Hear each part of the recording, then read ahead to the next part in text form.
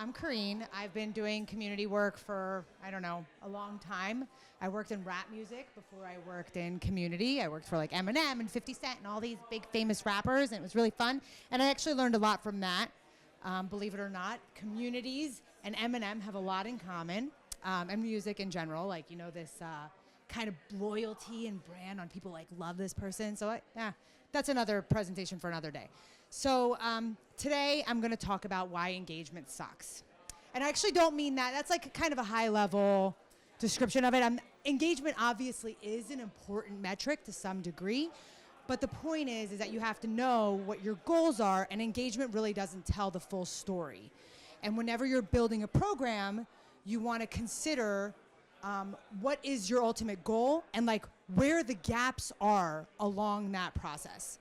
I don't know what the next slide is, but I'm like, maybe I'll give you, okay, I'm gonna go back really quick. So my background is, aside from the rap music stuff, I also did developer relations. There was a presentation about it earlier today. It's basically working with technologists and helping them. There's 3 tiers of it. It's awareness, that people know that your product exists, adoption, people are trying it, playing it with it, whatever, and then success using the product. Now, all these tiers are important across the spectrum in developer relations. And if you do one right, but you're missing one of the others, you'll fail. So if people know about your product, they're adopting it, but they can't succeed using it, you fail. If they don't know your product exists and they can adopt it and succeed with it, you'll fail. So you have to make sure all these branches work. And whenever you're building programs around community, you have to consider all of these steps along the way, because one thing could be missing that you could tweak that changes everything across the spectrum. Okay. So tracking what matters. So there's different community types. Now, obviously, we know that there's like recipes that work along most communities, but there is a disparity between different kinds of communities. So, for example, there's communities of practice, which is similar to what communities of community managers would be. It's like we all do the same thing. We want to learn from each other, whatever. And then there's like support communities, for example, right? Like I talked to someone today. This is actually how I explain to people what I do, because people are like, I don't understand. I'm like, you know, Apple has a support community. One person asks a question, another person helps that person.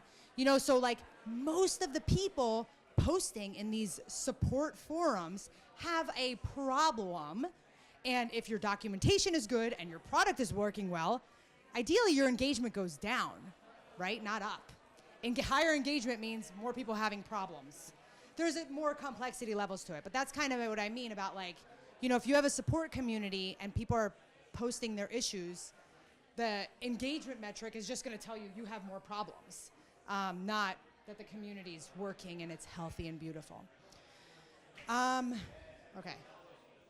So metrics need to align with community goals and avoid chasing vanity metrics. I've worked with companies that they're like GitHub stars or whatever, and I'm like, is that a measurement of success? I don't think so. Like, no one cares how many Twitter followers your company has. Like, if you're bringing them value and I love you, like, I don't care. You know, I might look at it and I might be like, oh, that's surprising, but it's not gonna make me not use the product. Okay.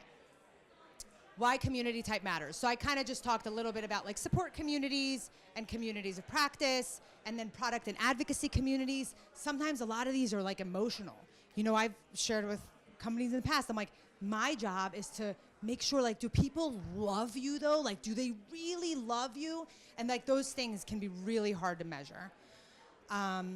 Okay, so this is, I mean, it's high level, like matching metrics to purpose. So like support, quick lasting solutions, right? Like that's what, if you're running a support community, that's what your hopes are. So like you're really looking for like support deflection. Like if you're building a support community, are there less tickets going into your support group or more views on a page rather than more posts? Because if I have a problem and I go to Apple support and I get my problem answered or resolved by reading this post, I don't need to read anything else. I just exit.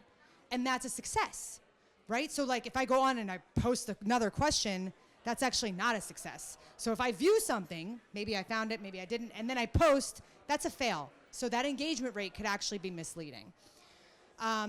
So this is, I mean, it's high level. I mean, you guys all know, you probably fall into one or more of these categories, but the point is to really kind of take a higher level look at what you're.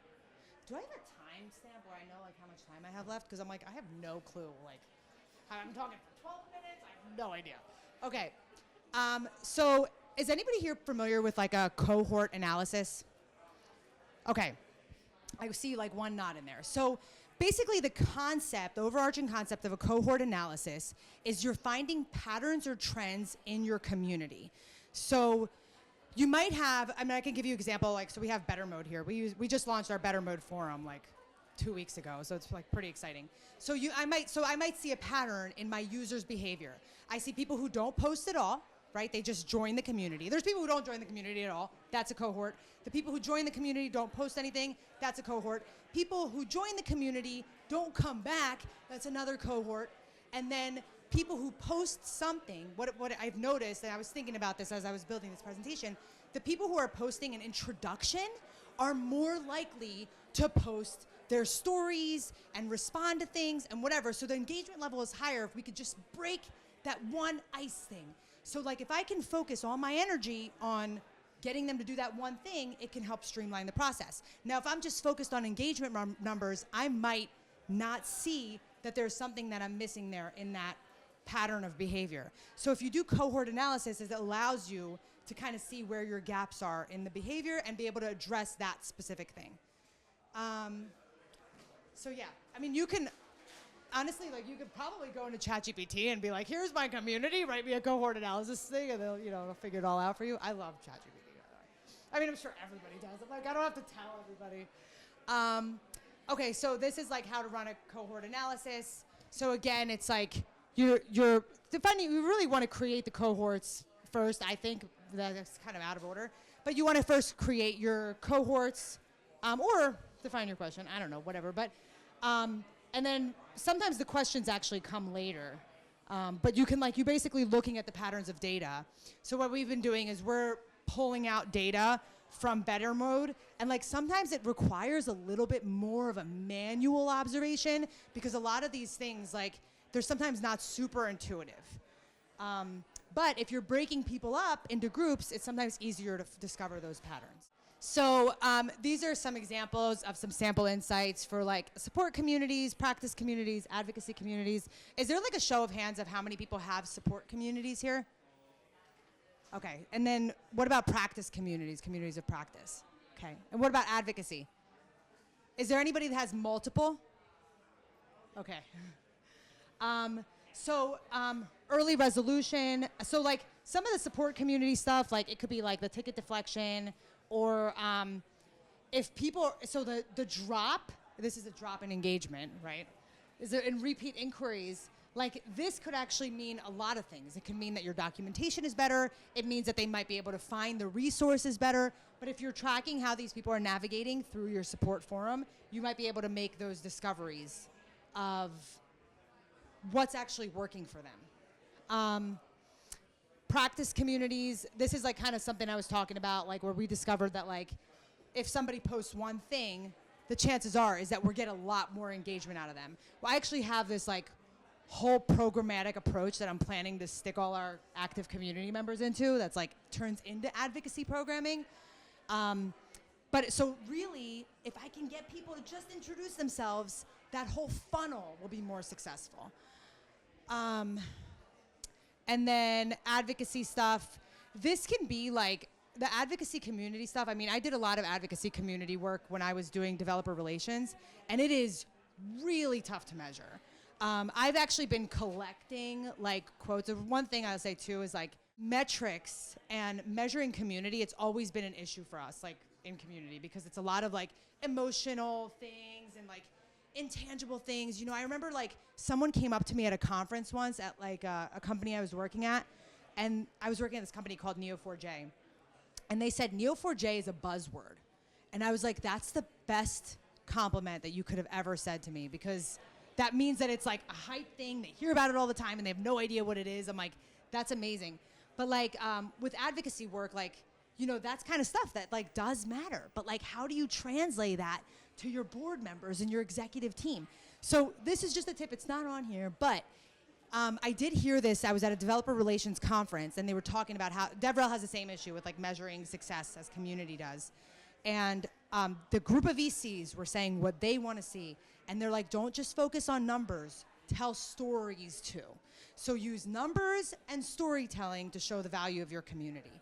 And I think for advocacy communities, a lot of that is going to be translated in there. You know, like, what do these people look like? Like, what are they posting about? Things like that. Okay, bringing it all together. So I'm not saying engagement activity is something that you need to ignore. It's definitely an important metric also. But again, it doesn't tell the whole picture. So you could do cohort analysis, finding patterns and value for your community, and then combining these stories of numbers and stories and user quotes. The quotes are my favorite. I love them. I'm like, you gotta just stick them into every deck. So that's how you bring it all together. And this is the TLDR. Vanity metrics suck. I'm so professional, aren't I? You know, I said to myself once that I will never take a job at a company that doesn't let me use emojis in my email.